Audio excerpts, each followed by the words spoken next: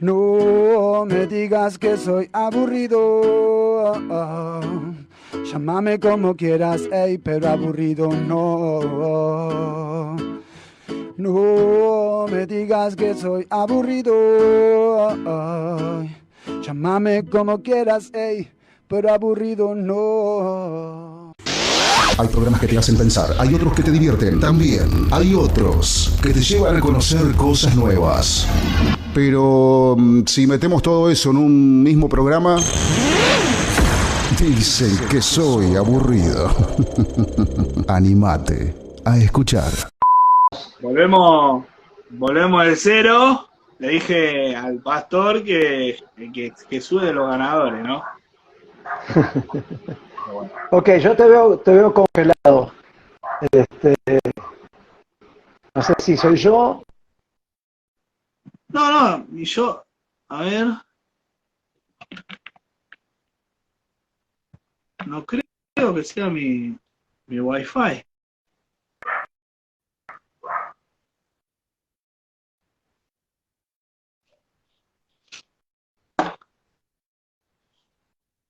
No creo que sea mi Wi-Fi, a ver. Ahora sí te veo. Ahora está. Lo que pasa Ahí que, estamos. bueno, yo tengo, Telecentro a veces se pasa, ¿no? Pero bueno, bienvenido a este segmento titulado Dicen que soy aburrido. Primeramente, gracias por el tiempo, por estar acá. Perdón ayer, porque usted sabe cómo es el trabajo en la seguridad, que primero 8 horas, después 12, pero bueno, podemos estar presentes acá hoy y Dios preparó este lugar, ¿no? Tal cual, y bueno, agradecido con vos, porque bueno, soy un convencido de que Dios tiene personas escondidas que no usan saco, no usan corbata, no tienen un micrófono, no están encerrados en cuatro paredes, pero que esconden una pasión.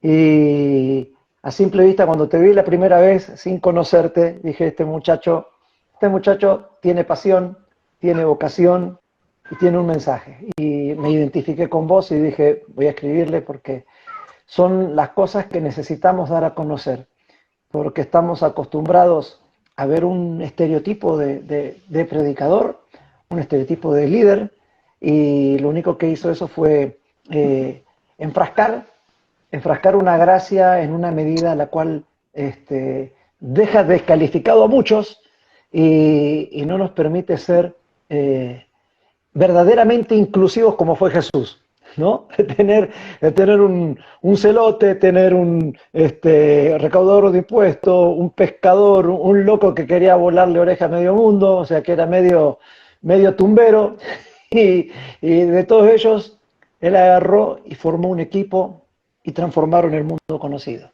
Así que, No, gracias. es así.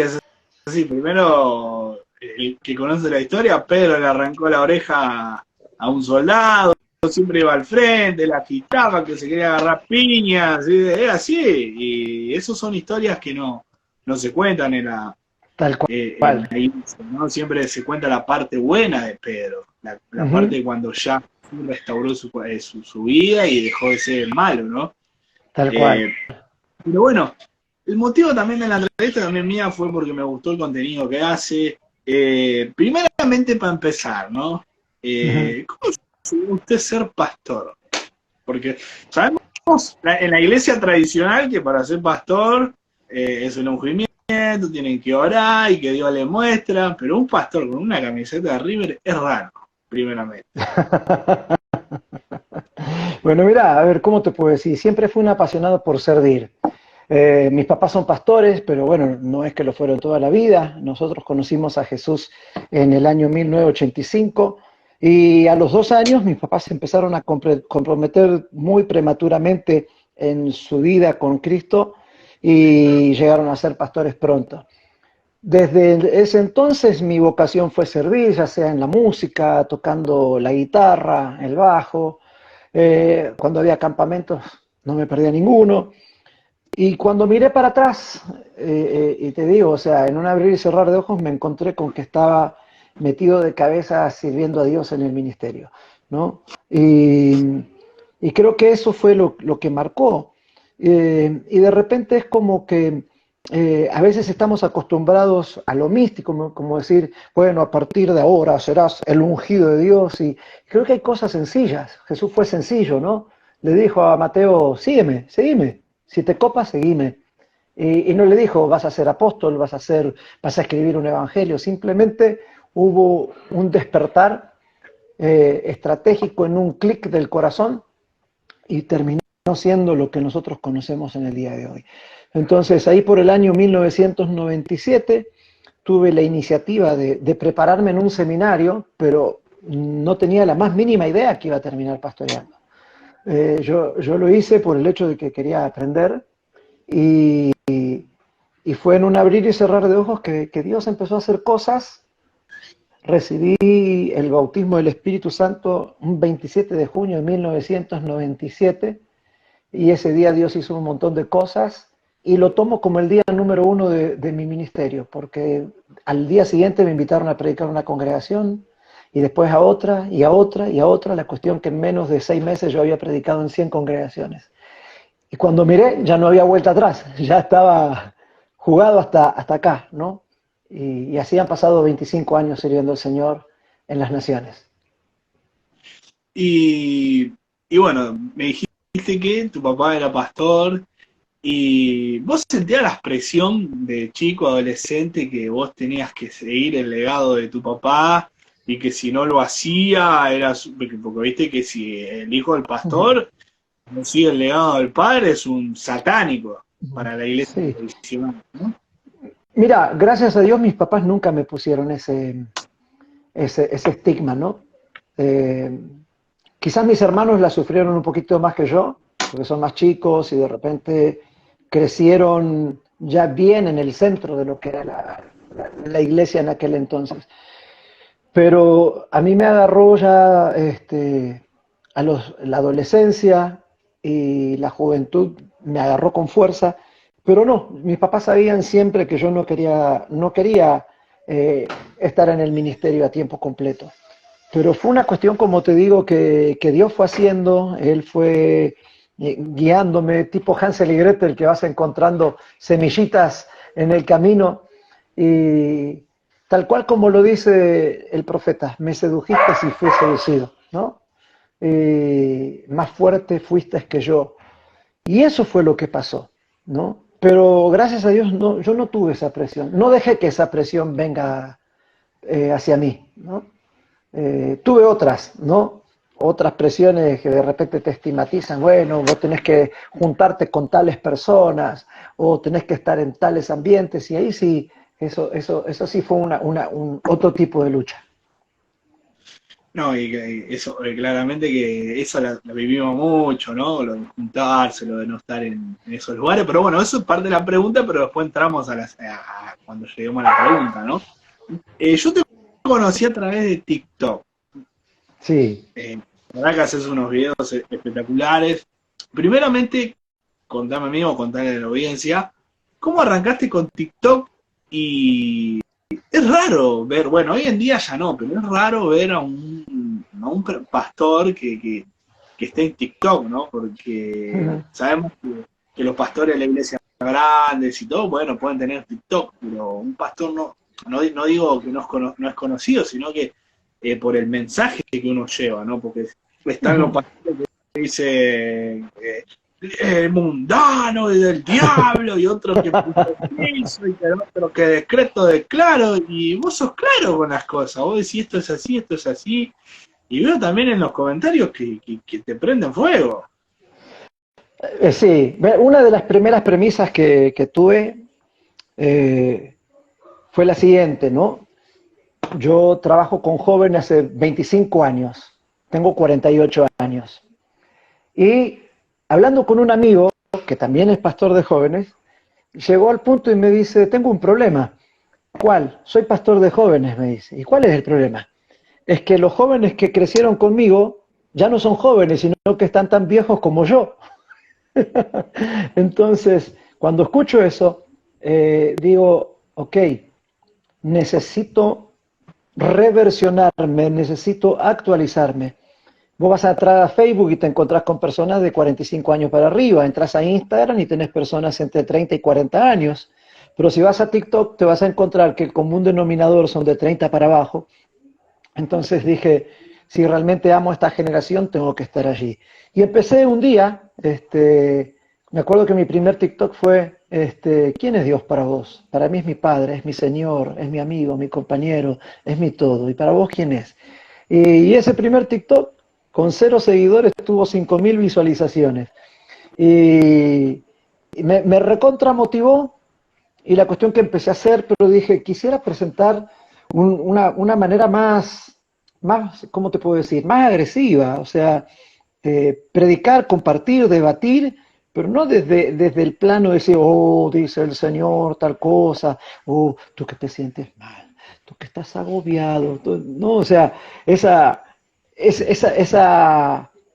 jerga, ese lenguaje que está tan trillado, que no estoy diciendo que es malo, pero que encajara con mi personalidad, pero que también pudiese ser un activador para otros. Y así empecé, me divierto mucho haciéndolos, ironizo mucho, pero me gusta también me gusta pensar a través del TikTok que a la fe la podemos razonar en el sano razonamiento.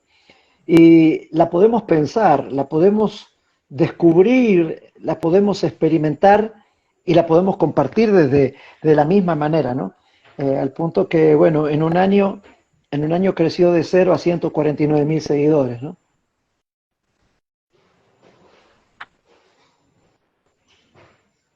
No, no, sí, la verdad que yo veo tus videos y están muy buenos. Acá saludamos a la audiencia, Pablo Ezequiel, Camejo, sí, Camejo. Saludos, gente, saludos, genio.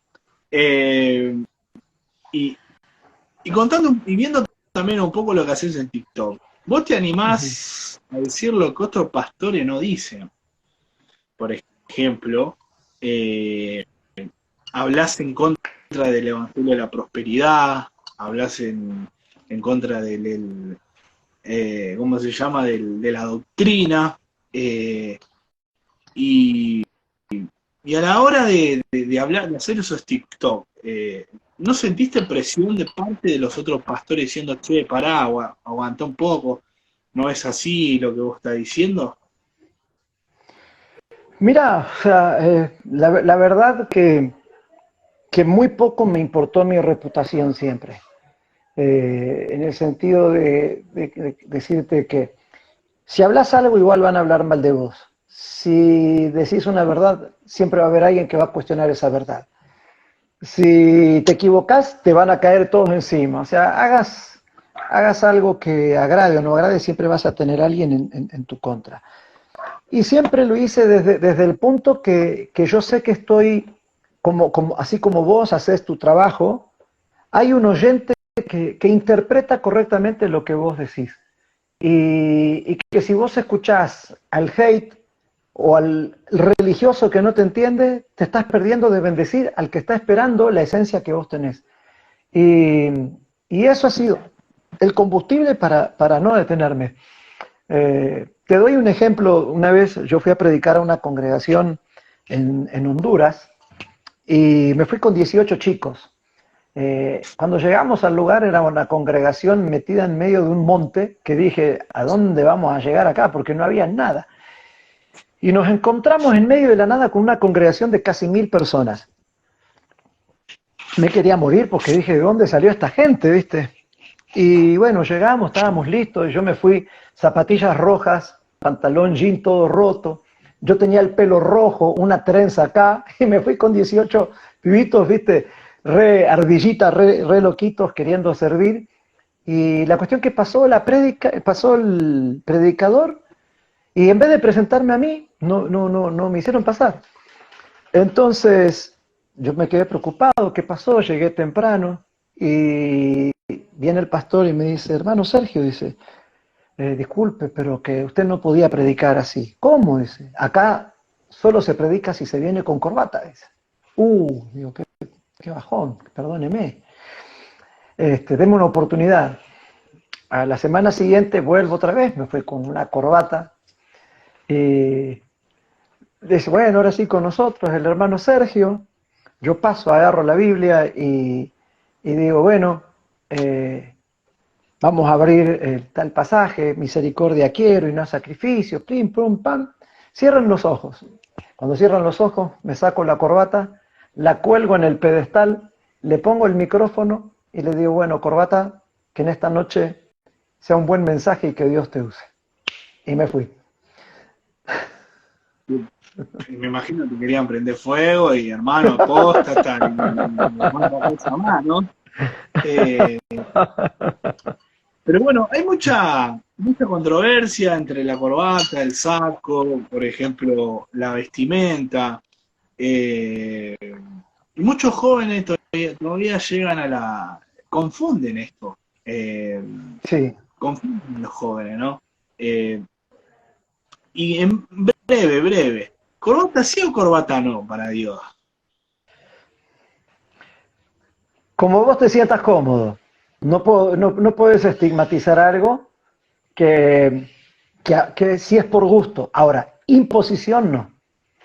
Porque yo tengo un amigo que lo conozco desde adolescente y él nunca se saca la corbata.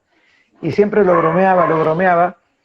Y compartíamos tiempo juntos y yo me iba a ministrar así, como vos me ves. Y él llegaba, parecía un muñequito de torta, ¿viste? Y un día hicimos una transmisión y yo agarré y puse una foto de él sin corbata. Y me dice, respetame, dice, porque yo no impongo la corbata, dice, pero yo me siento cómodo así. Me siento cómodo porque es mi personalidad. Y, y entiendo que cuando la corbata o el hombre exterior es una norma rígida, ahí te diría que no.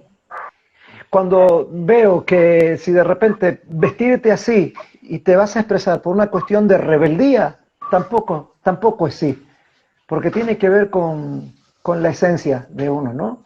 Entonces, si estar así te transmite paz y te sentís en paz, bárbaro. Y si te sentís en paz con un saco y con una corbata, porque es tu gusto, fenomenal. Pero cuando te imponen algo, los dos lados son negativos. Y esta pregunta es una de las preguntas que veo que hacen muchos jóvenes y veo yo, ¿no? En lo que pasa en la iglesia. ¿Por qué pensás que la mayoría de las iglesias le cierran la puerta a los jóvenes marginados, a los jóvenes que pecan todo el tiempo, a los jóvenes que van al frente, que son así medio patoteros, y a los jóvenes que le cuesta dejar de pecar y le cierran la puerta con la disciplina y que si vos no cambiás vas a seguir al infierno y en vez de mostrarle la gracia de Cristo le muestran ¿cómo se llama? El lado malo, ¿no? ¿Por qué piensas que pasa eso en la iglesia, dentro de la iglesia? Porque hay una apariencia de piedad y una represión a los demonios internos que tiene el represor, ¿no? Entonces, buscamos reprimir en el otro lo que yo no puedo gobernar adentro mío, ¿no? Entonces, yo fui a ministrar una vez a un lugar y en ese lugar las mujeres no podían usar pantalón, no podían jugar a la pelota los chicos y no se podía ver televisión. Yo estaba hospedado en esa casa, ¿viste? Y la cuestión que a las 3 de la tarde, ¿viste? Desaparecía todo el mundo y no salían hasta la hora del culto y me quedaba solo en la casa, ¿viste? Más aburrido que chupar un clavo porque te estoy hablando de 20 años atrás que no había internet, no había celular, no había nada, así que masticando clavo. Pero de repente escuchaba risa, ¿viste? Ja, ja, ja, pero así, suavecito, ¿viste? Ja, ja, ja, ja.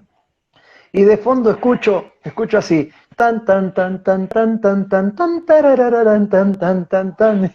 Y el mismo pastor que me había invitado tenía escondida la tele adentro de la habitación, ¿viste? O sea, para, loco, o sea.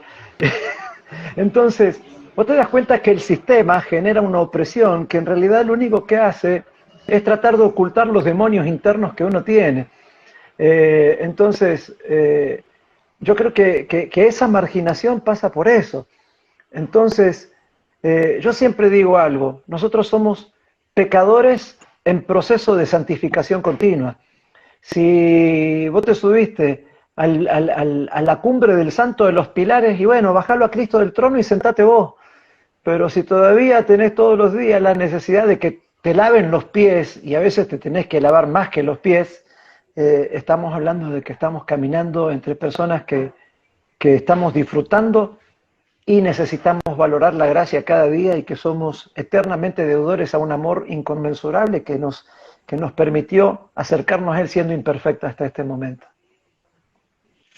No, la verdad que sí, ¿no? Y ya que estamos con el tema de la gracia, del amor, ¿por qué pensás que a la persona al legalista o al doctrinario, como quieran llamarlo, le cuesta dar la gracia que le dio Jesús a su vida? ¿Por qué le cuesta tanto decir, no, hermano, Jesús te ama y le cuesta dar esa gracia que Jesús nos dio a todos? Porque, mira, ¿viste cómo es el SIDA, no? El SIDA tiene conviviendo con la humanidad 40, 50 años más o menos. Y tratan de encontrar la cura para el SIDA y nunca aparece. Aparece de repente una luz y no, se disuelve.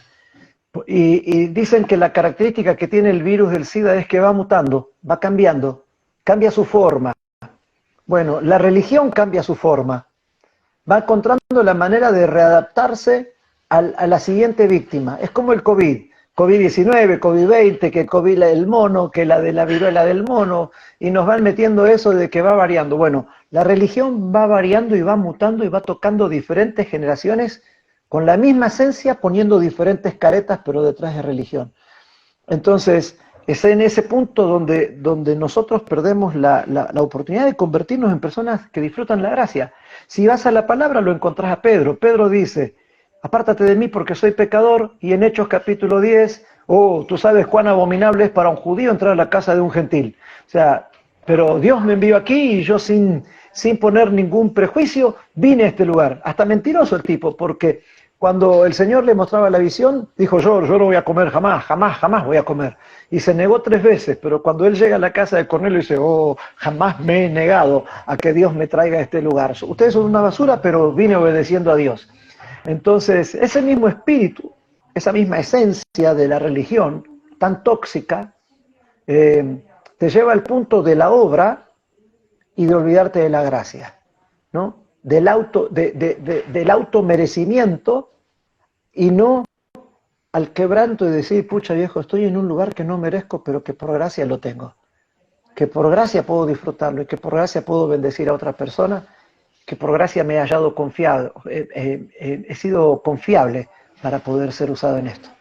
Entonces, ahí creo que hay un punto clave del por qué no se aprecia ni se valora esa gracia.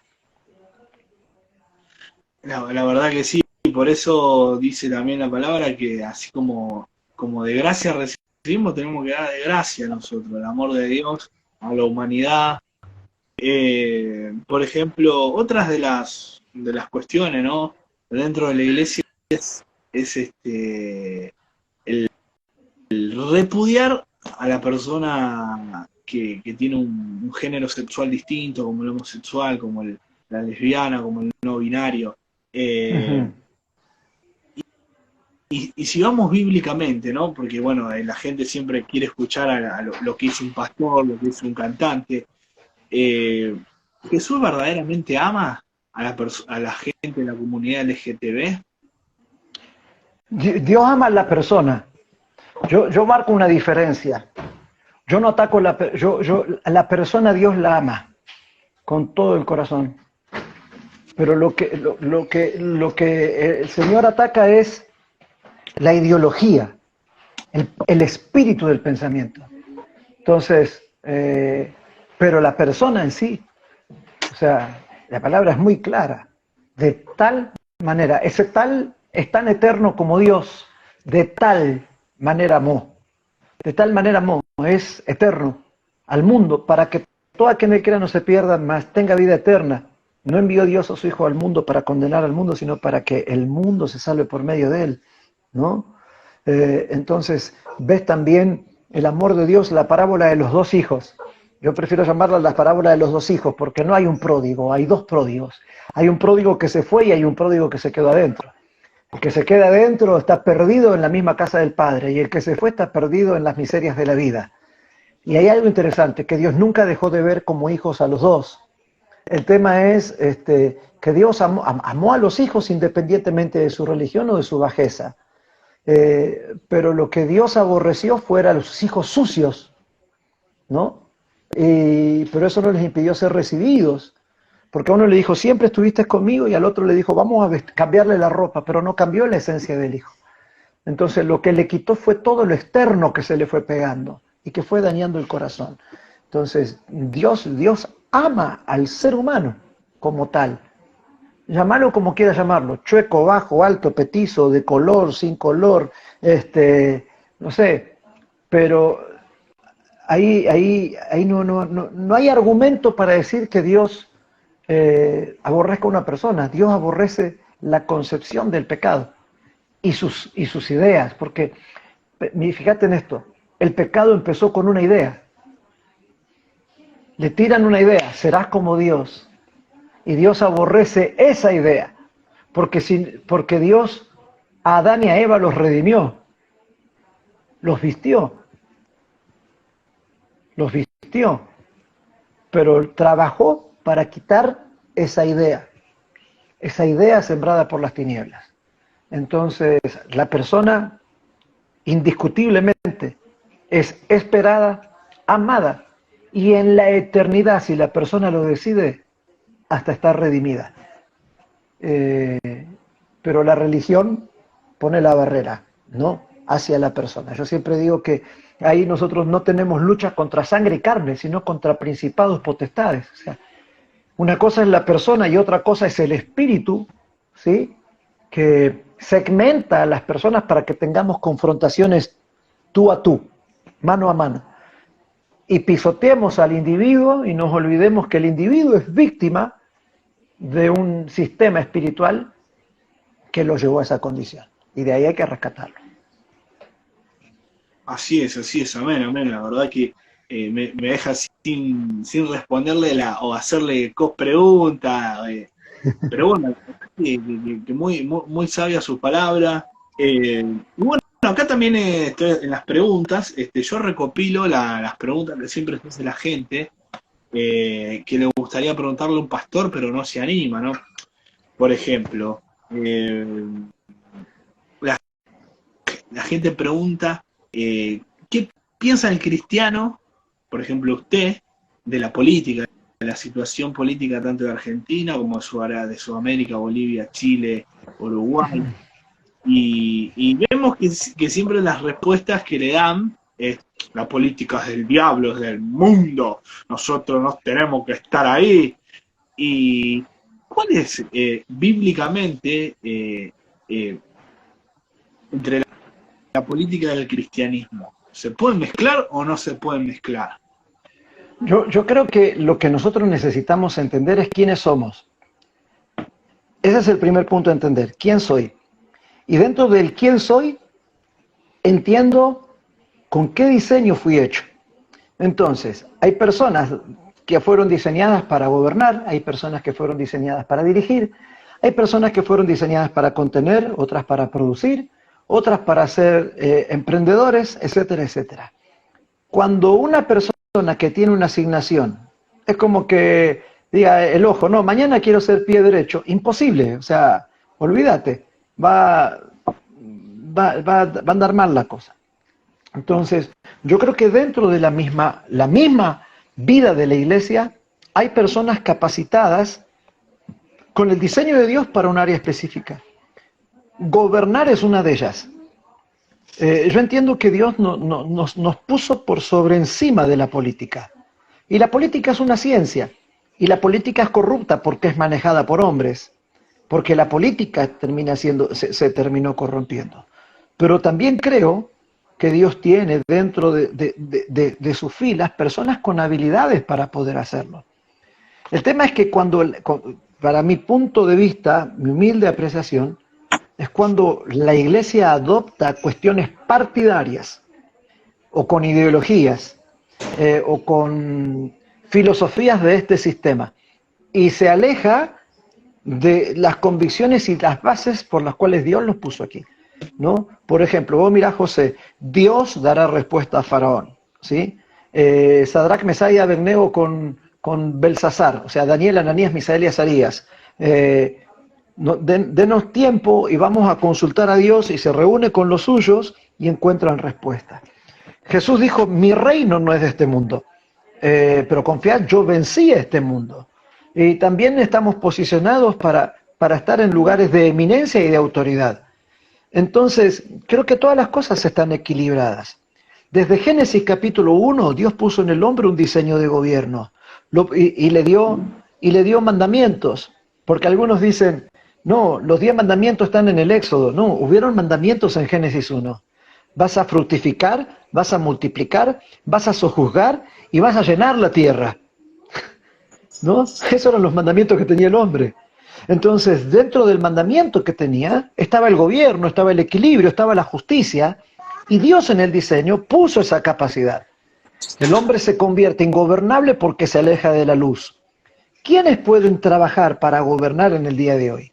Aquellos que tengan luz, que por sobre la capacidad técnica, teórica, profesional que pueda tener, sea una persona que tenga luz de Dios para poder hacerlo, y que no tenga la luz de la religión. Porque si vos mañana sos el presidente de Argentina y decís, bueno, a partir de hoy quitamos todos los brujos, los agoreros, los hechiceros, y ahora ponemos, se anulan todas las religiones, mañana tenés un caos.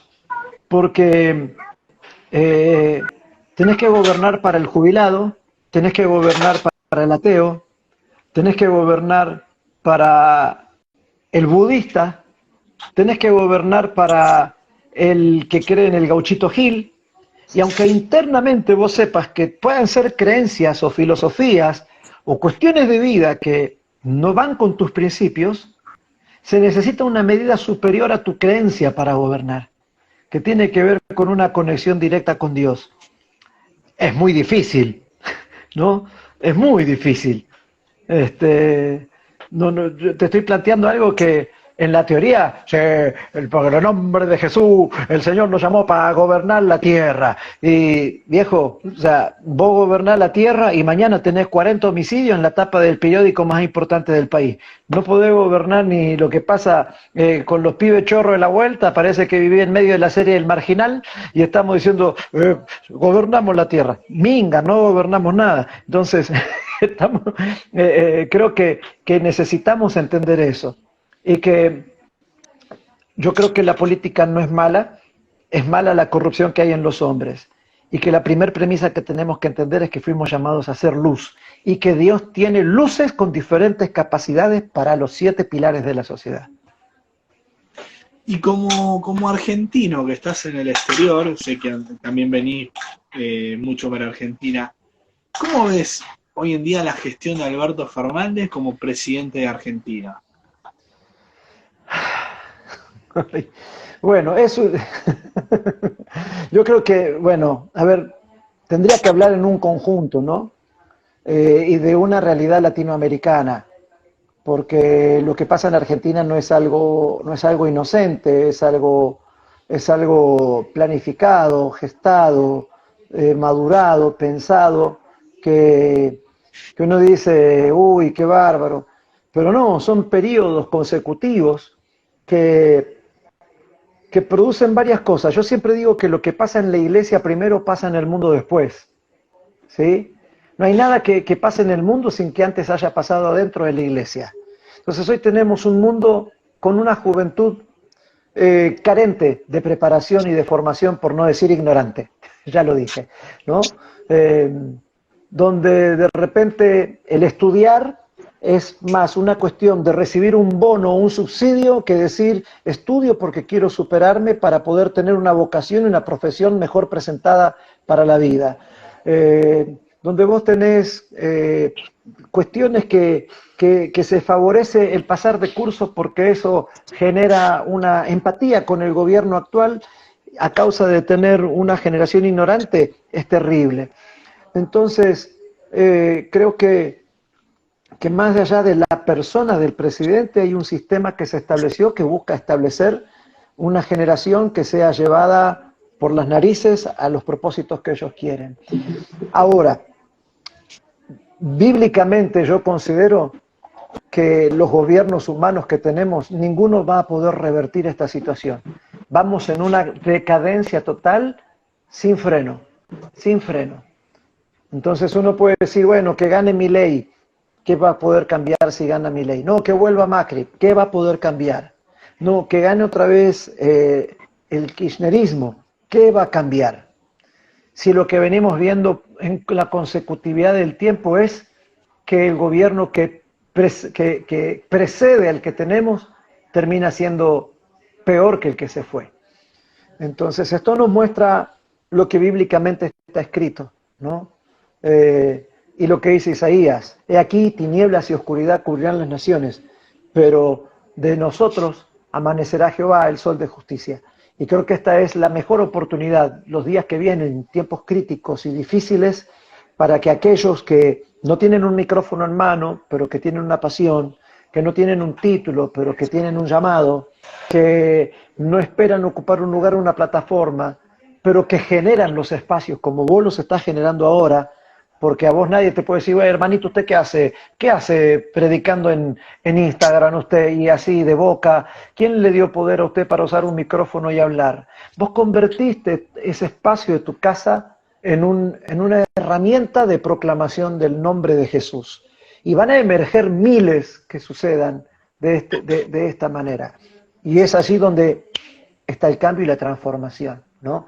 El otro día hablaba con un evangelista ya anciano, de casi 80 años, y me dice, Sergio, ¿sabes dónde está creciendo más el evangelio en los últimos 5 años? Y uno empieza a fijarse en los ministerios itinerantes que se unen en diferentes países, y él me dijo, me dice, no, me dice, la iglesia que más está creciendo en este tiempo es la iglesia iraní, la iglesia de Irán. Y vos decís, ¿cómo cuerno va a crecer la iglesia en Irán? Y dice que la proclamación del evangelio está comenzando por las mujeres.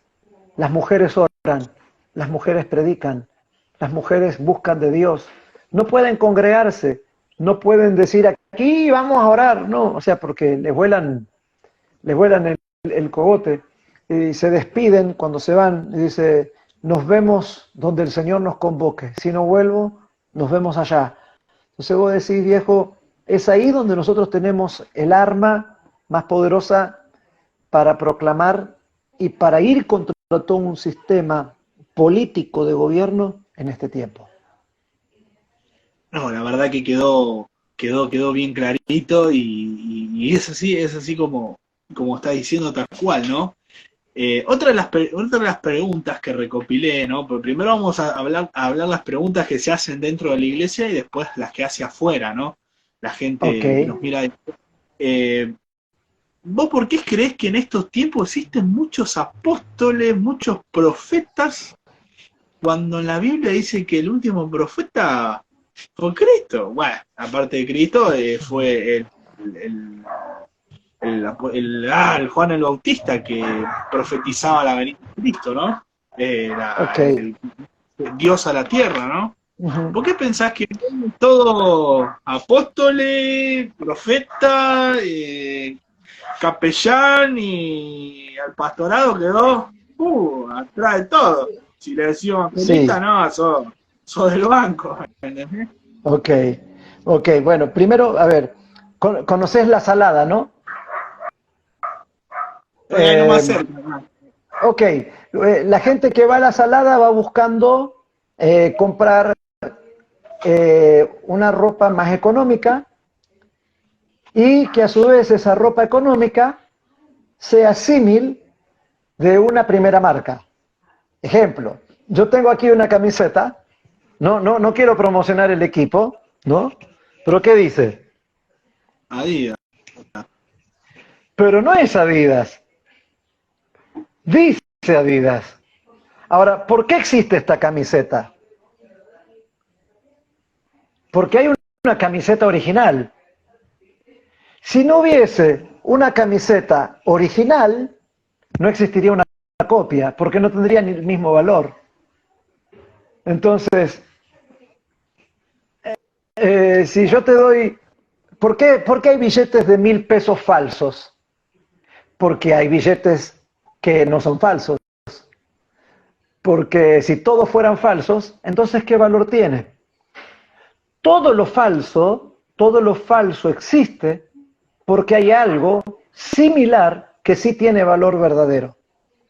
Entonces, hoy nosotros, vos decís, todos quieren ser apóstoles, ser profetas, y hiciste un punto bien importante. Nadie quiere ser evangelista. Y es cierto, es que la iglesia ha sido afectada por el marketing del momento.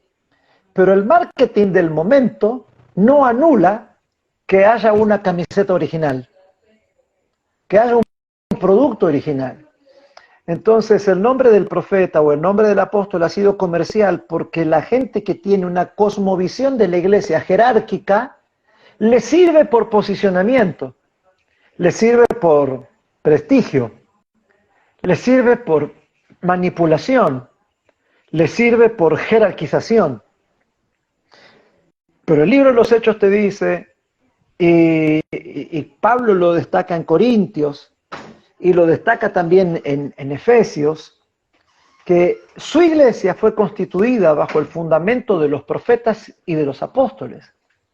Y te habla en Efesios y dice que Dios dio dones a los hombres.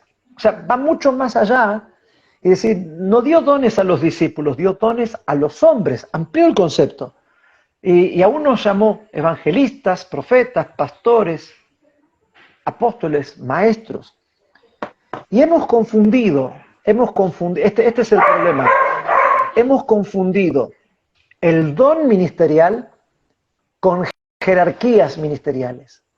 Y hemos confundido el don ministerial con privilegios ministeriales. Entonces, en esa puja es donde aparece lo falso y lo verdadero. Cuando vos pensás en el término apóstol y ves la figura apostólica, viejo, Pablo como apóstol estuvo preso 20 y pico de años en medio de las cucarachas y las letrinas. No andaba buscando quién le bese los anillos. Entonces, vos te encontrás que apóstol es una tarea de una, llamémosle, de una vida de humillación tras humillación, de persecución tras persecución y de un trabajo sucio, no de una jerarquía. Cuando ves la vida de un profeta, te encontrás con que muy diferente, una cosa es el profeta del antiguo pacto y otra cosa es el profeta del nuevo pacto. El profeta del antiguo pacto te profetizaba del Cristo que vendría, y el profeta del nuevo pacto te tiene que profetizar del diseño de Cristo en la iglesia de hoy. Son dos cosas muy distintas, porque uno profetizaba en el Cristo en carne y hoy nosotros necesitamos decodificar al Cristo eterno. Son dos cosas muy distintas, y fue grandioso lo de los profetas del antiguo pacto porque había que ser milimétrico para decir y invocarla, y van a ser un niño, su nombre va a ser Emanuel, y van a ser una mujer, viejo. Decir eso como lo dijo Isaías 600 años antes, viejo, es para sacarse el sombrero, ¿no? Ahora, venir nosotros con ese modelo al día de hoy no va. Entonces, la visión del profeta termina siendo como, bueno, listo, no voy al brujo que me tire las cartas, pero voy para que el profeta me diga las cosas que internamente yo ya sé que tengo que cambiar. Y no va por ahí. Y eso no quiere decir que no haya profeta, pero por esa misma causa hay manipuladores, hay abusadores, hay personas que se benefician de la fe en diferentes aspectos y se jerarquizan. Pero no existe una gracia ministerial superior a la otra y no existe una de esas gracias independientes de la otra. Coaccionan, ¿no? Y lo que pasa también la diferencia que los profetas del antiguo pacto andaban en mula y ahora andan todo en Mercedes-Benz. Viene de lujo, andaban, que no está mal tampoco, pero Por ejemplo, yo tampoco entiendo, porque me acuerdo, mirá, yo me fui hace poco a una iglesia y, y ya sabía que predicaba que yo era periodista, que yo tenía un programa de radio, ¿me entendés? Sabía que no estaba congregándome, y dice, jovencito, me dice el Señor, y yo le con una cara así como diciendo, me está diciendo lo que yo te conté o te contaron o lo que viste, ¿me entendés? Porque eso ya lo sé, pero bueno, allá él, ¿no? Y ahora pasamos a las preguntas de la gente que se pregunta afuera, ¿no? Sí. Son preguntas que se lo dijeron siempre, pero no hubo ningún que le conteste. Pero ¿sabe por qué? Ajá, dale, a ver. ¿Por Porque qué? la iglesia tradicional hoy en día mete todo ley y, Ajá, y a veces fantasmea, ¿no? La gente, sí. yo escucho a veces cuando van a evangelizar y le preguntan, eh, si Dios es bueno, ¿por qué permitió que muera mi mamá de un cáncer? Y los otros les dicen, ¿y por qué? Señor, y que tenemos que morir, y que el pecado de Adán, y lo confundís más que lo que le aclarás. ¿Me entendés? Sí. Yo creo que estamos todos sujetos a las circunstancias de vida que nos rodean. Eh, Vivimos en un mundo que nos vamos degradando cada vez más rápido. Entonces, es una tiene que ver con las cuestiones personales que nosotros tenemos de vidas, en algunos casos desordenadas, ¿no? O sea, yo tenía mi abuelo era un roble, mi abuelo no se enfermaba nunca, pero el tipo te comía la gallina criada en la casa, te comía las verduras cosechadas en la casa, y comía los huevos de la gallina que estaba en la casa. Y partiendo de ahí que nosotros comemos comida chatarra, que le metemos condimentos, que comemos alimentos que son transgénicos, que ya no tenés a la abuela que empezaba a cocinar a las 8 de la mañana para comer a las 2:30 de la tarde, que vivimos en un mundo donde la presión emocional no es la misma que hace 50 años atrás, son todos factores que indicen y repercuten en nuestra vida, ¿no? Y sumado a eso, a la carga emocional de lo que nos toca enfrentar a cada uno de nosotros, porque de repente no es el mismo desgaste que tenga una mujer que se le murió un hijo a los 5 años y que vivió 30 años amargada y esos 30 años de dolor le robó 20 años de vida y se murió y esa persona se va a preguntar, ¿por qué se murió mi mamá? Y porque hay dolores, porque hay adversidades que nos desgastan y que muchas veces esas luces rojas o amarillas son la oportunidad para que nos acerquemos a Dios en alguna manera y nos hagamos preguntas y digamos, ¿qué pasó? Mira, yo te voy a contar un testimonio. Te dije que nosotros nos convertimos en el año 85. Mi abuelo conoció al Señor a los poquitos días que nosotros nos convertimos. Mi abuelo, cuando llegamos al Señor, él sobrevivió a una operación de un cáncer de esófago y fue uno de los 3 primeros casos que se hizo una operación experimental en el Hospital Periovano allá en Buenos Aires, en Capital. Y los 2 compañeros de sala que estaban con mi abuelo fallecieron. Mi abuelo era el tercer experimento que iban a hacer. La familia firmó un consentimiento junto con mi abuelo de que se asumía que si la operación fracasaba, era la muerte. Por gracia de Dios, de esos 3 primeros pacientes que iban a ser sometidos a esta operación experimental, mi abuelo sobrevivió y llevó bien la operación. A él le quitaron el esófago y le subieron el estómago hasta la altura de la tráquea, ¿no? Mi abuelo conoce al Señor, desarrolla su fe, pero a los 5 años mi abuelo se suicidó siendo creyente. Mi abuelo se suicidó. las preguntas, Dios, ¿por qué? ¿Qué pasó? Mi papá se preguntaba, ¿qué pasó, Dios? Y vino la policía, todo a hacer el peritaje, la cuestión que cuando dan la respuesta del peritaje, eh, el forense dice que mi abuelo tardó casi 35 minutos en morirse.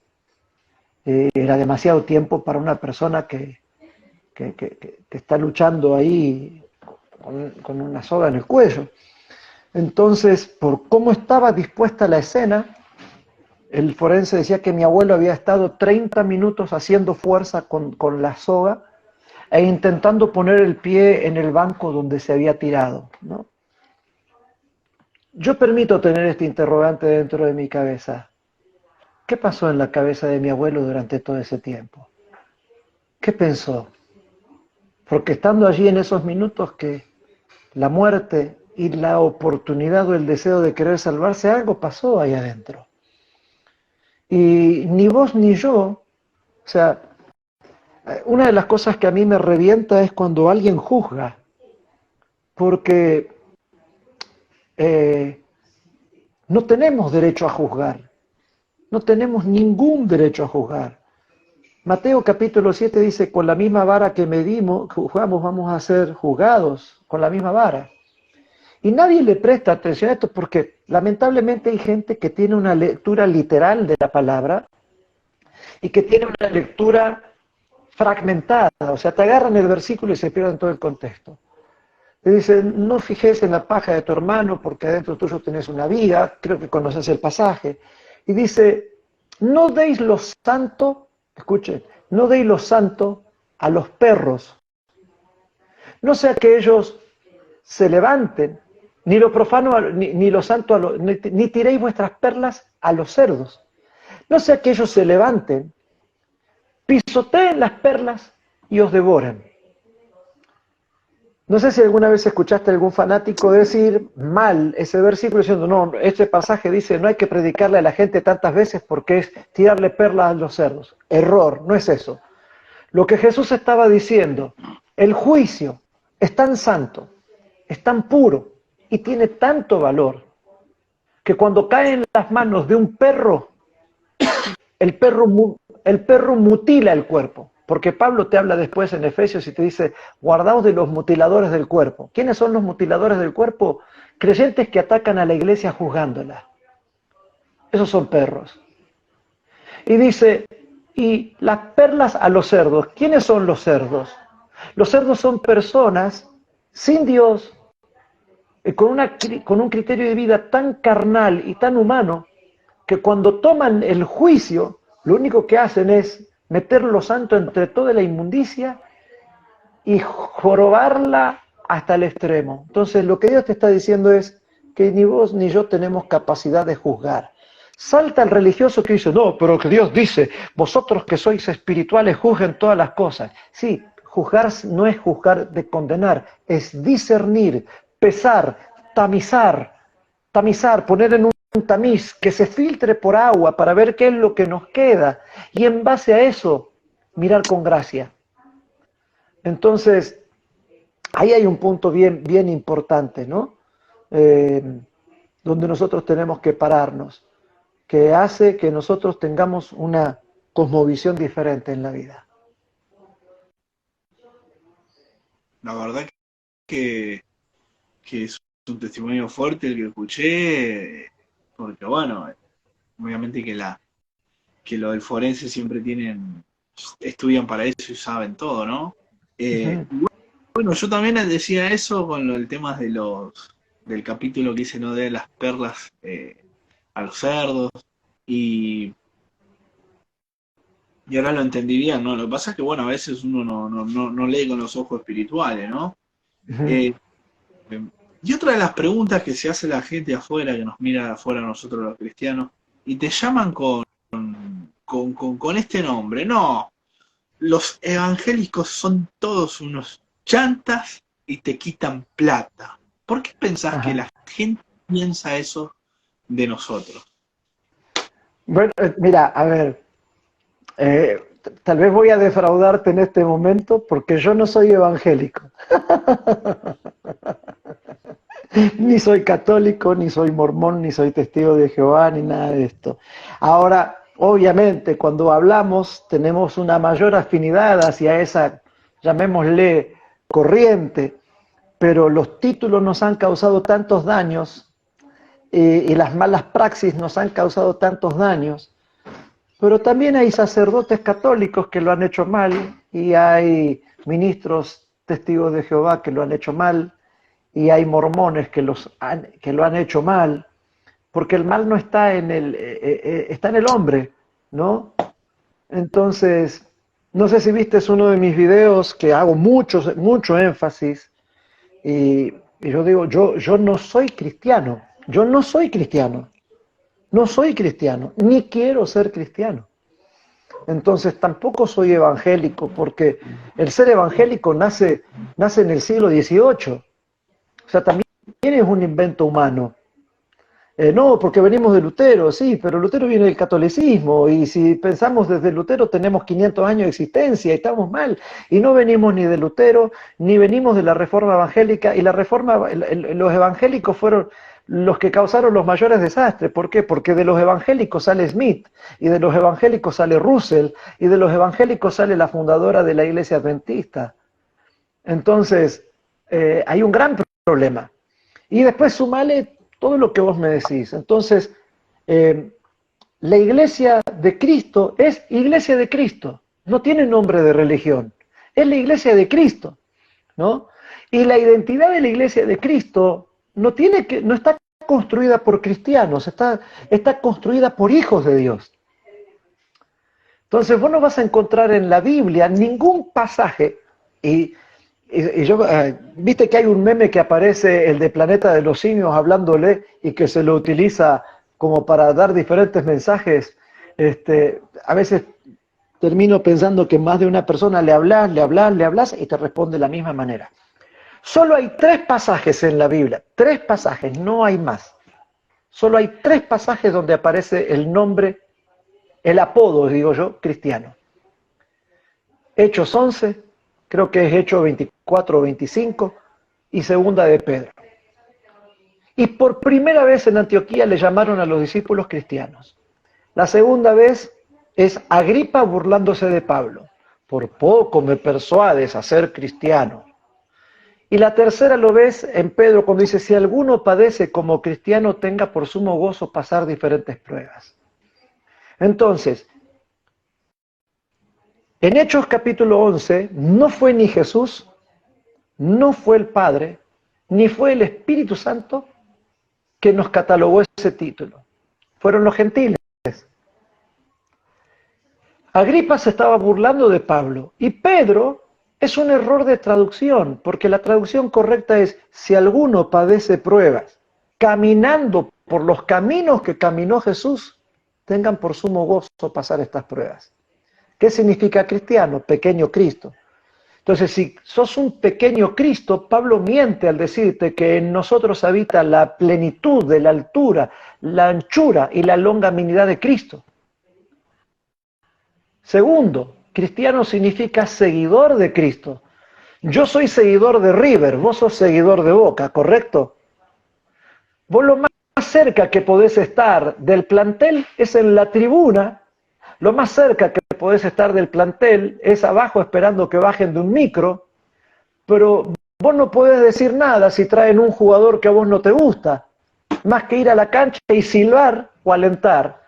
Porque los seguidores, escucha esto, los seguidores no tienen la capacidad de sentarse en la mesa chica.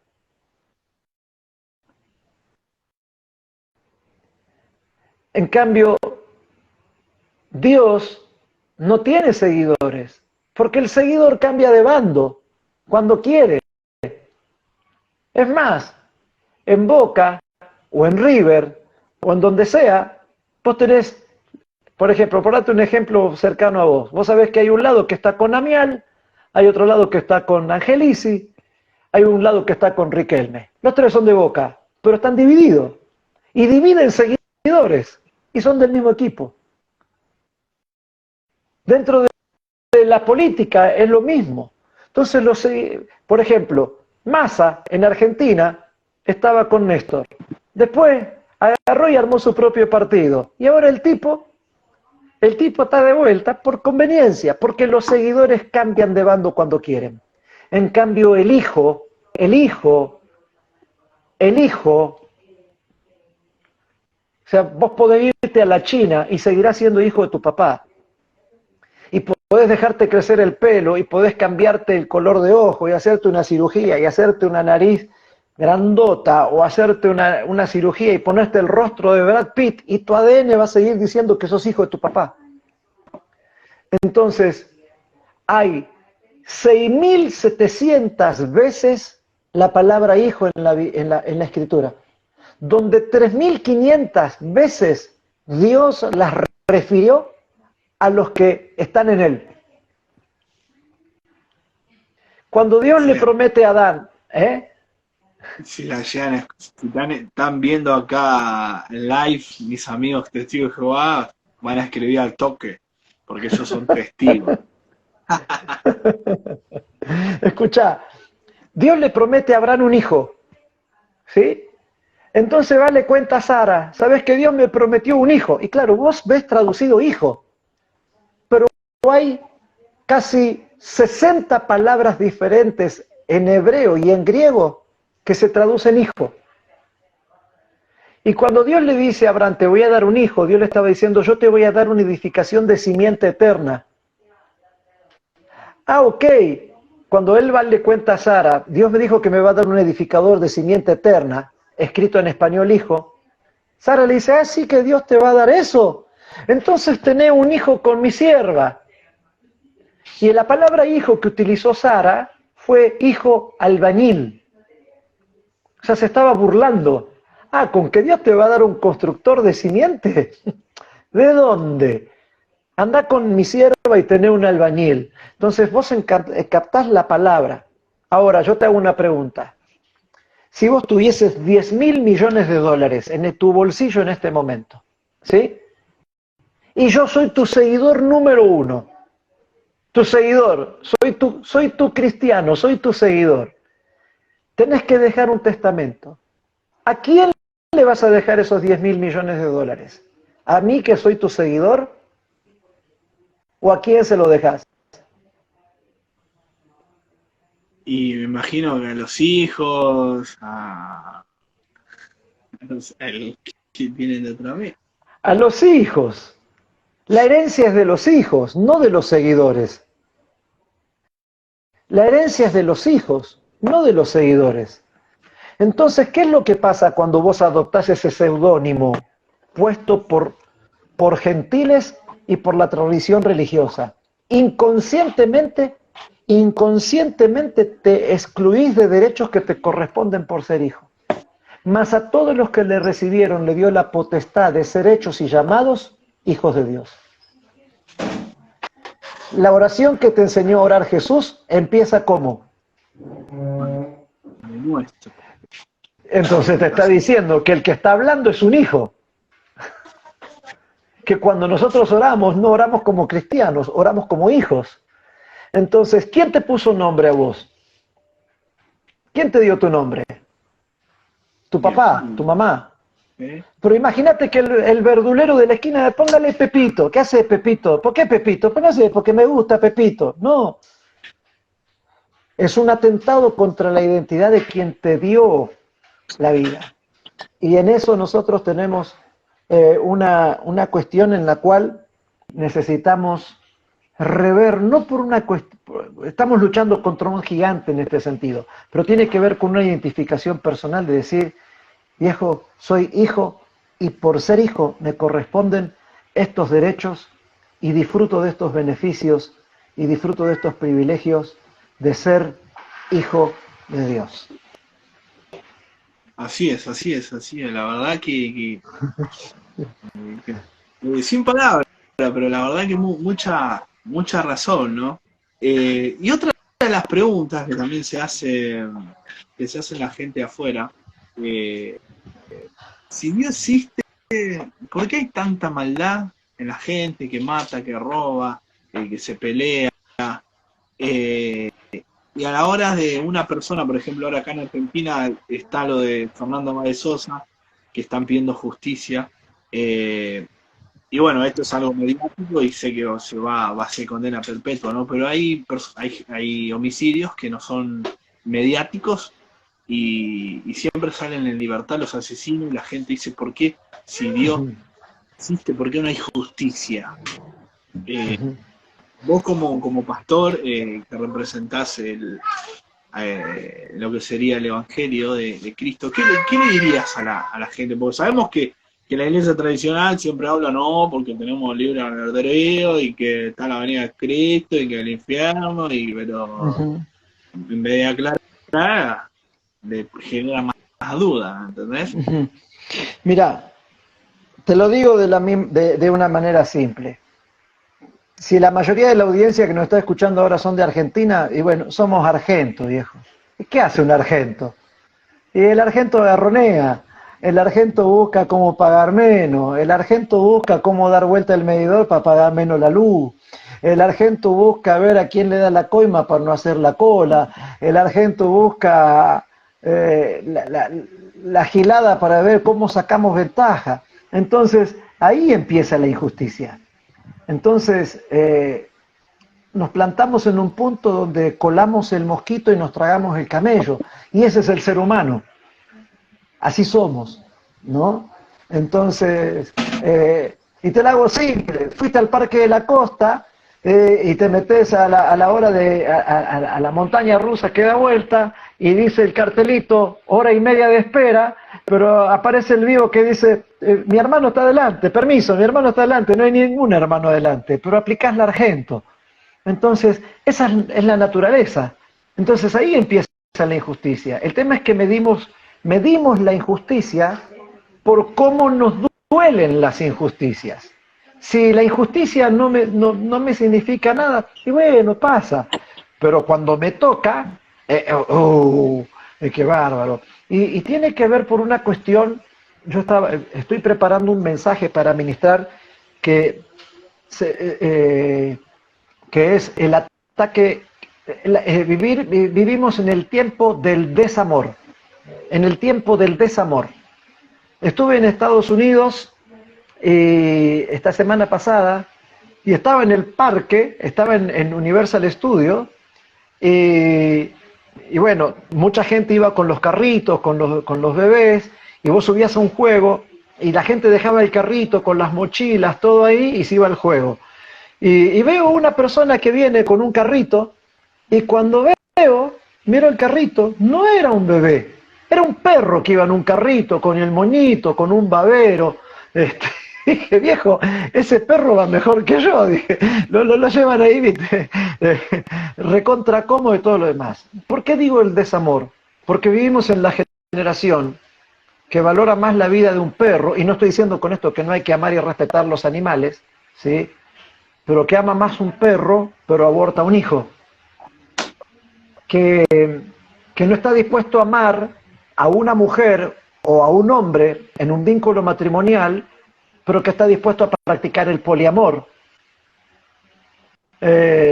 Estamos en una generación donde antes uno quería llegar a la consumación de formar una familia, pero ahora en nombre del amor y del respeto se firma un contrato prenupcial porque lo tuyo es tuyo y lo mío es mío y punto. Y si vos lo ves desde esta perspectiva, la premisa principal de Dios es amor. Dios es amor. Dios es amor. La naturaleza de Él es amor. 3 cosas permanecen para siempre: la fe, la esperanza y el amor. Y el mayor de estos es el amor. Entonces, la injusticia empieza en la pérdida del amor. Así es. La verdad que impactante, ¿no? Acá tengo un mensaje de mi amigo Nachito que está escuchando el vivo a través de WhatsApp. El mensaje mandó, pero acá está escuchando.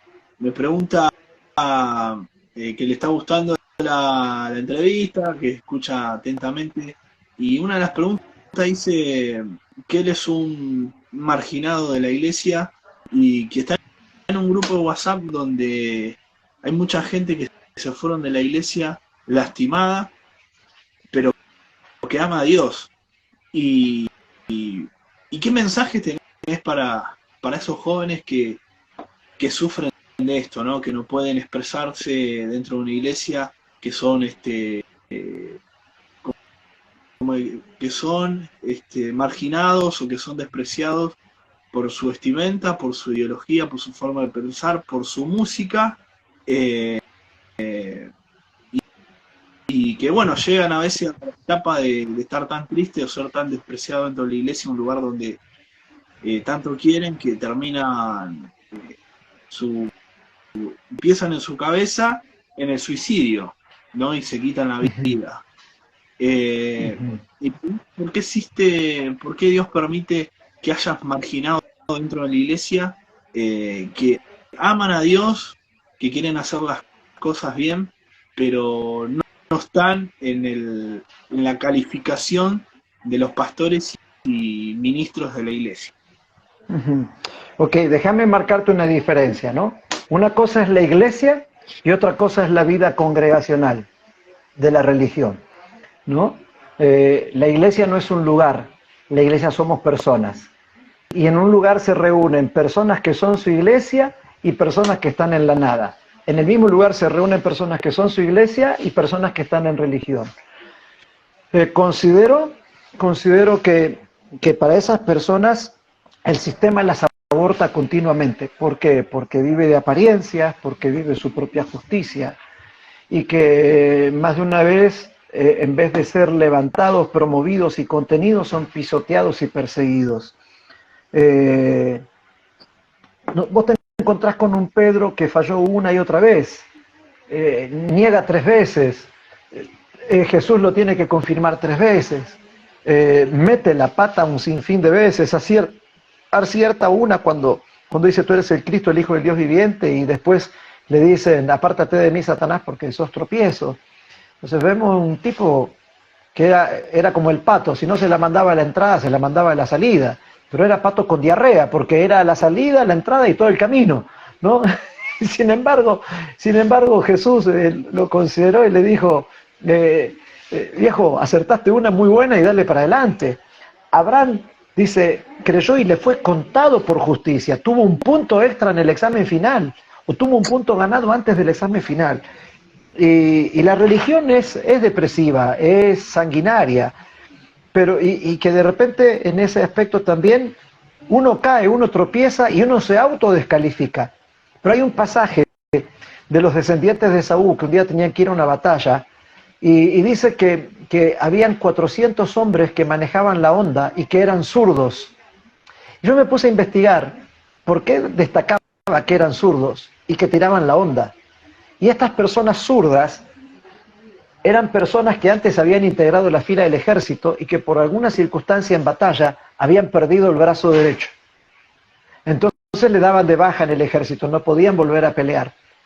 Si lo mirás físicamente, el brazo derecho, la mayoría de las personas son fuertes con habilidades en su lado diestro. Y es muy difícil desarrollar el lado izquierdo. En realidad el lado izquierdo no le prestamos atención porque siempre nos refugiamos en el lado fuerte. Pero estos tipos empezaron a volver a entrenar porque querían estar en la batalla y se convierten en personas hábiles manejando la onda con la mano izquierda. Hay varias enseñanzas en esto. El examen para poder ingresar dice que no le erraban a un cabello, le tiraban un cabello y le pegaban. ¿Cuál era el examen para que estos hombres vuelvan al ejército? Tenían que poner un hijo adelante, levantarle el cabello y ellos tirar. Imagínate la presión que tenía esa persona. Dice que no erraban. La enseñanza es la siguiente. Pudiste haber caído 1000 veces, pero va a haber un día que te vas a hacer fuerte en tus debilidades. Va a haber un día que podrás hacerte fuerte en esas debilidades, independientemente de todo lo que te digan alrededor. Y que vas a tener la capacidad incluso ante esas debilidades también cuidar a los tuyos. Y que ahora, si valoras esto, no vas a tener el enemigo frente a frente para que te dañe. Se te va a entregar un armamento donde al enemigo lo vas a identificar de lejos y no lo vas a ver llegar al lado tuyo. y te pongo un arma que es especialista para poder derribar gigantes. Si aprendes a utilizar esto, independientemente del juicio, de la religión, y si te desmarcas de todo lo que quiere robarte en el día de hoy tu presente, lo que vas a hacer es que la oportunidad eterna de la gracia de Dios están disponibles para tu vida en todo tiempo y en todo espacio. ¿Qué le diría a ese muchacho que está deprimido, apagado, porque dice, no, tropecé, caí y la religión lo que hizo fue marginarme? Le digo, fortalece tus debilidades porque Dios está esperando que lo hagas, porque aunque te queden menos recursos, los pocos recursos que tenés en tus manos son una riqueza y una abundancia en las manos de Dios, y no te quedes en el camino. Así es, así es. Bueno, también me llegan más mensajes, pero me parece que ya quedó claro por qué hoy en tiempo le cuesta amar a la iglesia. Sabemos que la iglesia somos nosotros, como dijo a nuestro amigo. Yo creo que a la iglesia le cuesta amar porque no es amada. El que no ama a su hermano es porque nunca lo amó. Tal cual. Yo creo que ese es el motivo, porque si vos fuiste amado, vas a dar el amor, ¿no? Pero yo creo que es todo, yo creo que es todo dentro del corazón, todo lo que pasa dentro del corazón. Y cuando tenemos un poquito de autoridad, un poquito de poder, se nos sube el ego y empezamos a mandar y cosas, ¿no? Como dice acá nuestro amigo, hicimos una investigación también que me pregunta por qué en estos tiempos carece la iglesia de jóvenes. Y eso también tuve una charla un poco con un pastor que conozco, me dice, hoy en día la juventud es rebelde, no se deja moldear por las palabras. Tiene todas luces, música del diablo, no quiere la santidad. Me decía, y yo lo quedaba mirando y en el colectivo cuando iba lo quedaba mirando este fantasma y no puedo creer, no tengo jóvenes. Y lo menciono porque, bueno, estoy leyendo los mensajes acá a los muchachos y te hago esta pregunta, porque vos me dijiste que trabajás con los jóvenes, estás en TikTok. ¿Por qué pensás que carece de jóvenes hoy en día en la iglesia y que ningún joven adolescente no quiere ir más a la iglesia? Porque tenemos líderes y pastores incapaces e ineptos para transmitir un mensaje para esta generación. Así de simple. Así va, Puta, ¿cómo me van a prender fuego, ¿Cómo me van a prender fuego? Porque, mirá, fíjate, o sea, no podés, o sea, no. Te voy a decir, mi vida de adolescente fue teniendo actividades porque no quería que te vayas al boliche después de las 10 de la noche en el culto. Entonces te tenían jugando al viudo, te tenían jugando al tesoro escondido, te tenían jugando a un limón, 2 limones, 3 limones, 3 limones, medio limón, 2 limón, cielo, tierra, mar, mar, cielo, tierra, te moviste. Que hace 30 años atrás lo podía hacer. Y esta generación ahora la podés tener sentada en una reunión, la tenés sentada en el edificio, pero en el celular tiene un TikTok y se te fue. La podés tener sentada en una reunión y se está sacando una selfie y se te fue. Porque pensamos estúpidamente que el culto contiene o que el edificio contiene y queremos tocar a alguien con una prédica de 40 minutos y levante la mano, y si somos argentinos y el culto dura 5 horas, el culto fue, hubo fuego de Dios, y no tenemos la capacidad de predicar o compartir un mensaje en 5 minutos, o no sabés llegar a una persona con un meme, o no sabés llegar a la persona con una cuestión cercana a esta generación. Entonces ahí pasa el problema. Queremos seguir tocando a esta presente generación con herramientas de 40 años atrás. Y no tiene que ver con decir, hoy me voy adaptando a esto. ¿Y qué pasó en el medio? En el medio hubieron diferentes enemigos, llamados religión, que nos fueron robando la capacidad de tener interlocutores en el medio. Éxodo capítulo 1 dice que nació que había un nuevo faraón, y que nació una nueva generación que no conocía las obras que había hecho José. Por lo tanto, este nuevo faraón que había nacido y que gobernaba ahora, no sabía un pito de que José había salvado a Egipto de la extinción sobre la tierra. Entonces, Israel termina siendo cautivo porque en el medio no hubo personas que hubiesen reversionado la obra de José para no llegar al punto de esclavitud. ¿Sí? Y fueron años que estuvieron allí, 400 años estuvieron ahí adentro. Si vos te fijás en el 10% de esto, el 10% son 40 años, y 40 años te hablan de un cambio generacional completo. Y ha cambiado generacionalmente, de manera completa, toda una generación en el Evangelio, y los pastores y líderes y la iglesia tradicional sigue proclamando un mensaje de la misma manera. No digo predicando, digo proclamando y vendiendo un mensaje de la misma manera. Para mí, perdón por la audiencia y perdón por vos, pero no hay mensaje más estúpido que decir, tengo una gran noticia para vos. ¿Cuál? Jesús te ama.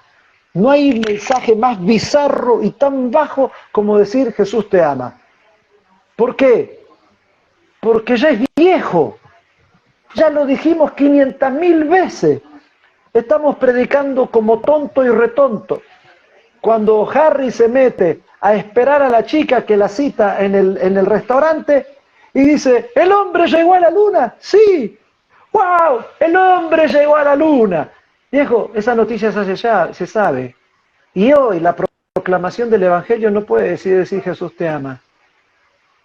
Porque en un Dios eterno, en un Dios de amor eterno, decirle a un mundo que Jesús le ama, y viejo, estamos mal. O sea, Marvel todos los días te sorprende con algo nuevo del infierno. ¿Cómo puede ser que una cinematográfica te sorprenda con cosas nuevas de las tinieblas y nosotros sigamos diciendo Jesús te ama, Jesús te ama, Jesús te ama? Es más que obvio, tenemos la capacidad de expresar ese amor. Ya me estoy recontracalentando, mira. De expresar ese amor de maneras inescrutables, de maneras simples, pero a la vez asombrosas, que conviertan algo tan eterno en una acción tan sencilla de poder impactar a alguien que tenga un encuentro real, no con la frase Jesús te ama, sino que tenga un encuentro con el eterno amor de Dios. Y de acá de los 6 que están conectados también dice el tratadito. Y claro, vos le das tratadito a la gente hoy, te tira el tratadito, ¿no? No Sí. lee los carteles del tránsito, vale, un tratadito. El tratadito es una buena emergencia para cuando te olvidaste el papel para las urgencias estomacales. Porque, o sea, funcionó en su momento. Que Dios haga uno no quiere decir que la excepción no rompe la regla. ¿Me explico? Entonces, vos fijate que todo el bardo que se desató por la canción de Shakira, cambiaste un Ferrari por un Twingo, cambiaste un Rolex por un Casio. Una canción... Estoy escuchando Shakira, ¿qué clase de pastor es este? No, me sale con camiseta de River, ahora escucho Shakira, no, este no es pastor, este es una pata. Mira, déjame saludar a algunos chicos que están acá, que son de los míos. Saludo a Mónica, saludo a Laura Belizán, saludo a mi tía Mimi de Tucumán, saludo a Belu que está en Bahía Blanca, a Abraham que está en Panamá, que son, bueno, gente que está, que la conozco.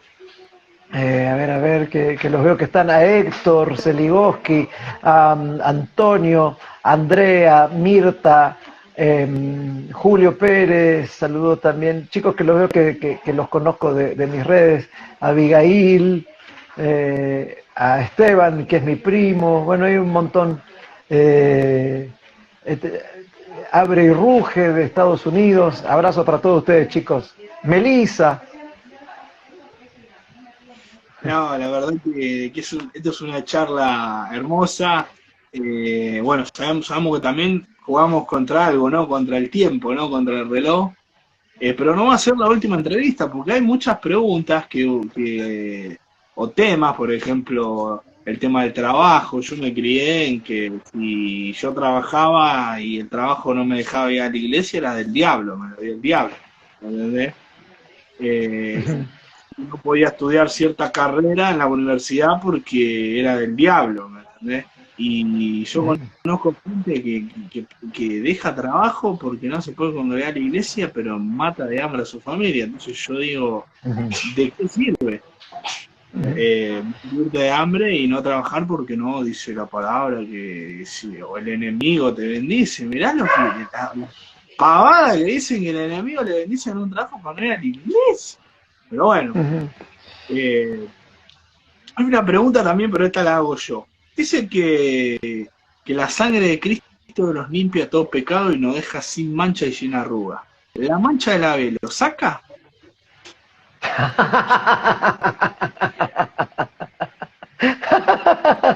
Bien ahí, bien ahí. Se saca con una Libertadores. Yo tengo 6, así que no sé. No importa, tengo la más bonita de todas, la que querían ustedes. La 6 y la que ganaron ustedes son iguales, no sé qué es más bonita. Pero bueno. Pero no, estuvo muy buena, bravo, muy buena. Para ir cerrando, ¿no? Lo voy a utilizar para muchos proyectos porque quiero volver con lo de Iglesias Unidas, quiero volver con lo de preguntas, ¿no? Por ejemplo, videos cortitos que responden preguntas. Pero antes, para cerrar, bueno, estuvimos hablando al principio de las personas de los jóvenes que sufren depresión y vi acá hace poco ¿cómo se llama? Una encuesta que dice que la mayoría de las personas que se suicidan son jóvenes adolescentes entre 16 a 22 años, y bueno, después de las otras edades, que el suicidio no mide edad, puede ser grande, chico, pero están entre esas la encuesta entre esas edades, y que muchas de las causas es la economía, el desamor, la falta de aceptación, y bueno, este video llega siempre, Dios lo va a hacer llegar, y llegas a lugares increíbles que a veces me escriben gente que yo no sé qué responder. El pastor, yo soy como vos, trato de darle el mejor consejo posible. ¿Qué le dirías a esa gente que está mirando este video y dice, bueno, a ver, voy a escuchar a estos dos tontos que están acá, perdón la presión, uno de Boca, uno de River, a ver qué hablan esto, y lo que dicen, y después corta y se quiere tirar bajo un tren, o se quiere ahorcar, o se quiere cortar las venas? ¿Qué mensajes tenés para las personas que sufren de depresión? La depresión no silenciosa. La persona que se va a suicidar no dice, no voy a matar, se mata y chao, a la miércoles. Sí, no hay vuelta atrás. Mira, te puedo hablar esto no por lo que sé, sino que les puedo compartir esto por lo que viví. Y en esta no se salva nadie, porque aquí hoy yo compartí un mensaje en un TikTok donde hice una intro generando una pregunta y puse un mensaje de Dante Gebel donde habla de que las oraciones más hipócritas se escuchan adentro de las cuatro paredes de una congregación. Y se han suicidado pastores, se han suicidado evangelistas, se han suicidado hijos de pastores, se han suicidado líderes, en la misma medida que se han suicidado personas que no conocen a Dios. Yo he sido preso de la depresión siendo ministro. Y yo he enfrentado el suicidio siendo ministro. Y he sido atacado por la depresión y por el suicidio siendo ministro. Entonces, no te hablo, y le hablo a los amigos que nos están viendo en este momento, que lo que trae la depresión es sentirte una basura, sentirte que no podés, sentirte que sos una persona que está fallando y errando al propósito.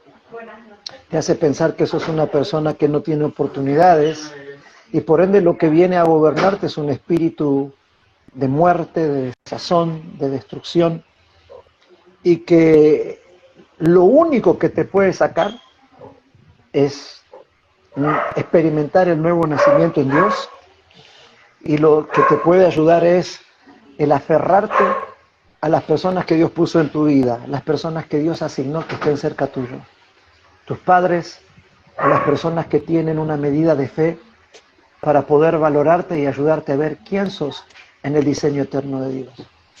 Y cuando yo estaba en el máximo de ese desánimo y esa depresión por pruebas que me tocaron pasar, conociendo, me empecé a topar con personas que me decían: gracias a vos, Dios te usó para que no me fuera de mi casa, Dios te usó para que yo no aborte, Dios te usó para que yo le pida perdón a mis padres. Y poquito a poquito me fui dando cuenta de que era Dios hablándome, de que si yo abandonaba en ese momento, no era solo yo el que me perdía, sino que se perdían muchos otros más, donde yo era un punto de conexión entre Dios y sus corazones. Y siempre digo que quien está atacado por depresión es porque adentro esconde un gran propósito eterno de Dios, que la depresión busca abortarlo antes de tiempo, porque esa persona puesta de pie es una amenaza para el sistema, para las tinieblas, y es una luz incandescente para la vida. Y te necesitamos hoy. Y siempre le dicen a un depresivo: necesitas a Dios. Dios te necesita, que es diferente. Obviamente que sí, sí, ¿no? La verdad que dice, no, necesita a Dios y bueno, tampoco le alcanzan, ¿no? ¿Cómo se llama? A Dios. En vez de alcanzarse a Dios, no, pero mira que para acercarte a Dios tiene que estar esto. Entonces, yo creo que no funciona así el sistema, ¿no? Pero bueno, la verdad que fue un placer a charlar, no hacer ni la primera ni la última entrevista, porque la verdad que hay muchas preguntas, muchas cosas que la gente se preguntan y las quiere saber, ¿no? No sos el genio de la lámpara tampoco, pero tenés una visión distinta a lo que es el legalismo tradicional, porque el legalismo tradicional es todo no. Y no te da respuesta, y te dice por qué no y por qué es pecado. Y vos le preguntás, ¿y por qué es pecado? ¿Y por qué es pecado? Y por qué está en la Biblia. Y no te tira preguntas coherentes, no te sabe responder. Por ejemplo, como decía antes Ever en su predica, que dice que él mandó una carta a América TV en su momento porque en cuestiones religiosas llamaban un cura a un judío, que sería un rabí, y llamó a un brujo, y nunca llamaron a un pastor evangélico, y que le dijo el periodista: nosotros no entendemos a los pastores evangélicos porque todo que es del diablo y que no es de Dios y que no te responde coherentemente. Entonces, por eso estamos, como decía antes, en los programas de televisión después de la 1 de la mañana, cuando están los que trabajan sí, de seguridad, los alcohólicos, los drogados, y no nos ponen a la mañana porque donde está la gente, porque no sabemos otra cosa que decir que repetimos lo mismo. Entonces, en su programa en Canal 9, que tiene Dante Gebel, de Divina Noche con Dante, que invita a los diferentes artistas, no importa si no es cristiano o no es cristiano, y lo prenden fuego, la verdad que, como decía, ¿cómo va a estar tocando el saxofón Pettinato si no se convirtió al evangelio? El púlpito es sagrado, decía. Pero vos viste que la gente no ve después lo que pasó con Pettinato, que Dios está empezando a restaurar su vida, está bien, la familia es la familia. Él no va a convencer a los hijos ni a la mujer, por ejemplo, no, pero la obra de Dios está completa si los hijos y la mujer van a la iglesia. No, la mujer y los hijos son cada uno tiene la libertad de decidir. Por ejemplo, si mi mujer no quería leer, así que no vaya, voy yo. Pero no por eso, no, vos sos una demonia, vos sos una diabólica, ¿no? Para nada. Porque no la puedo obligar. Entonces, y para terminar, ¿qué opinás del pastor Dante en este tiempo que está rompiendo el molde como uno de los pastores conocidos, ¿no? Porque sabemos que hay pastores así como vos que se están haciendo conocidos de a poco, pero él ya es conocido y que vivía las dos etapas, la etapa de la doctrina y ahora esta etapa donde evangelio que nadie se anima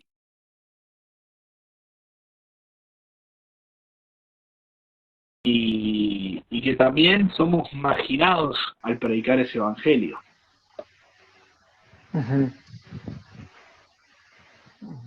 No sé si se escuchó la pregunta. Sí. Mira, yo tuve la dicha de conocer a Dante desde antes que sea conocido, ¿no? Yo soy de Hurlingham, la esposa de Dante Gebel es de Morón. En mi época de adolescencia íbamos de campamento con las congregaciones de la región y el micro de mi congregación pasaba siempre a buscar adolescentes a la congregación de la esposa de Dante.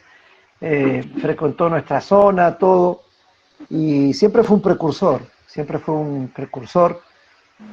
ha vivido las transiciones que todos conocemos, él mismo lo cuenta, él mismo ha cambiado, y creo que el Señor le ha dado la gracia y el entendimiento de ser ese interlocutor que hablábamos recién, ¿no? ¿Por qué no hay líderes jóvenes? Porque carecemos de personas que sepan hablarle a esta generación. Y Dios le ha dado esa gracia de poder hablarle a esta generación y de reconciliar generaciones y confrontar a las generaciones antiguas con la gracia que Dios le dio, ¿no? Yo considero de que Dios tiene personas con un perfil único, como el tuyo, como el mío, como el de otros, como chicos que están en TikTok que realmente me bendicen. No recuerdo ahora el nombre, pero hay un muchacho que sale en Uruguay que responde preguntas todo el día, me llegan sus comentarios, no se guarda una. Fede, que está en Chaco, que otro TikToker argentino que me gusta mucho, y hemos hablado por WhatsApp, nos hicimos amigos. Otro pastor que está en Carmelo también, muy vanguardista.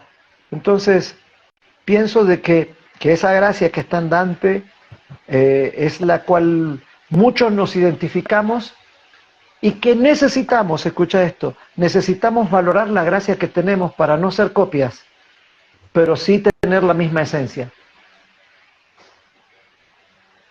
No ser copias, pero tener la misma esencia. ¿Y qué me refiero con esencia? De que cuando lo soltemos tenga impacto, con el mismo espíritu con el cual se los dice. Y estoy convencido de que eso se puede. Así es. Así que bueno, pastor, lo saludo con todo el amor y ya le dije, no va a ser la primera ni la última, vamos a trabajar juntos. Espero cuando regrese a Argentina nos juntemos a comer un buen asado con un buen vinito. Buenísimo. Una buena cervecita y ¿Cómo bueno, no? y bueno, viendo el mejor fútbol de Argentina, partido de Boca. Te acompaño, no tengo problema. Yo no tengo problema. Un superclásico. Buenísimo. Si me invitas, yo voy. Un superclásico, un manicito, un chisito, algo, pum, una papas fritas, una picadita, qué sé yo, bueno. Y espero también conocerlo y charlar, porque, como le dije, carecen pastores así de predicador de gracia, de amor hacia los jóvenes y amor hacia la gente. Que no se casan con nadie, no se casan ni con Freyson, ni con Caníbal, ni se casan con políticos, y que si te lo tienen que decir, te lo tienen que decir, y te dicen la verdad y no le tienen miedo al sistema, porque sabemos que dentro del mundo está el sistema político, que dentro del sistema político siempre hay algo tuyo, y también dentro de la iglesia hay un sistema religioso que están metidos la mayoría de la iglesia y no pueden hacer nada porque o quieren hacer pero no pueden porque están metidos dentro de un sistema, y que el pastor presidente, y que el pastor fulano, y que el ministerio tal, entonces por eso fui libre de la doctrina y de nombres de iglesia. Yo soy hijo de Dios, no tengo pastor, no represento en una iglesia, represento a Cristo. Así no tenga que rendirle cuenta a nadie. Porque si no, cuando yo iba a la iglesia arranqué con este programa que era del diablo, que no mencionaba el ministerio, que no menos. ¿Por qué tengo que mencionar el ministerio si es mi programa, no es el programa? Si yo conducía un programa como pertenecía a la iglesia, bueno, me abocaba a las leyes, me abocaba a las reglas, pero como es mi programa, yo entrevisto a quien quiero y hablo de lo que yo quiero. Exacto. Con libertad. Pero bueno, tal cual. Gracias por el tiempo. Y bueno, seguimos en contacto. Gracias, papá. Te re bendigo y gracias por abrirme este espacio para servirte siempre. Espero que se haya sentido cómodo y bueno, con libertad de expresión, como siempre le digo a no tenga miedo de hablar. Gracias, totalmente. Nos vemos. Nos vemos. Bendiciones. Chao, chao, papito.